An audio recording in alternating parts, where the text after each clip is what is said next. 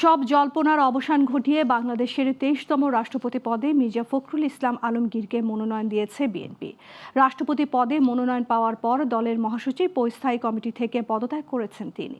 বৃহস্পতিবার দুপুরে সচিবালয়ে দলের স্থায়ী কমিটির বৈঠক থেকে বের হয়ে এসব তথ্য জানান বিএনপির সিনিয়র যুগ্ম মহাসচিব রুহুল কবির রিজভী। এদিকে নির্বাচন ভবনে বিএনপির প্রার্থী হিসেবে মির্জা ফখরুলের মনোনয়নপত্র জমা দিয়েছেন দলের প্রতিনিধিরা। বিস্তারিত শিউলি আক্তারের প্রতিবেদনে।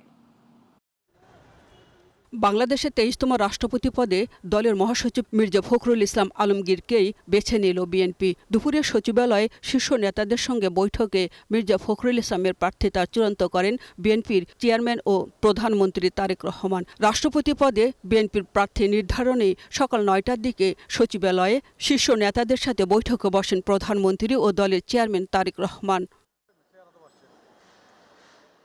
দুপুরে সচিবালয়ে প্রধানমন্ত্রীর কার্যালয়ের সামনে দলের স্থায়ী কমিটির বৈঠক থেকে বের হয়ে সাংবাদিকদের এ তথ্য জানান বিএনপির সিনিয়র যুগ্ম মহাসচিব রুহুল কবির রিজভী। কিছুক্ষণ আগে দলের সম্মানিত চেয়ারম্যান এবং গণপ্রজাতন্ত্রী বাংলাদেশ সরকারের প্রধানমন্ত্রীর সাথে বৈঠকে এই সিদ্ধান্ত গৃহীত হয়েছে।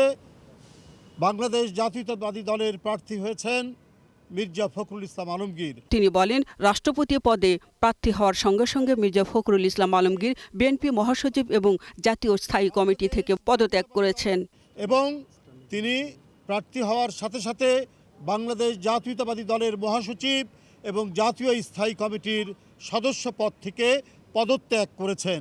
রাষ্ট্রপতি পদে বিএনপির প্রার্থী মির্জা ফখরুলের মনোনয়নপত্র জমা দিয়েছে দলটির স্থায়ী কমিটির সদস্য ডক্টর আব্দুল মঈন খান। দুপুর ২:৩০টার দিকে নির্বাচন ভবনে সিসি এএমএম নাসির উদ্দিনের কাছে মনোনয়নপত্র জমা দেন তিনি। এ সময় জাতীয় সংসদের হুইপ নুরুল ইসলাম মনির বলেন, জুলাই সনদ অক্ষরে অক্ষরে পালন করবে বিএনপি। প্রধানমন্ত্রী তিনি ঘোষণা করেছেন যে জুলাই সনদের অক্ষর দাড়ি কমা বিন্দু সেমিকলন আমরা সবাই বাস্তবায়ন করবো, যারা দক্ষিণ প্লাজায় স্বাক্ষরিত হয়েছে। আজকে কোনো মিটিং ছিল না, যেহেতু তিনি প্রধানমন্ত্রী, তিনি চেয়ারম্যান, ওনাকে আমরা দায়িত্ব দিয়েছিলাম, উনি আমাদেরকে ডেকে তফসিল অনুযায়ী ২০ আগস্ট রাষ্ট্রপতি নির্বাচনের ভোট গ্রহণ, ১৬ আগস্ট মনোনয়নপত্র যাচাই বাছাই এবং ১৮ আগস্ট প্রার্থিতা প্রত্যাহারের শেষ সময়।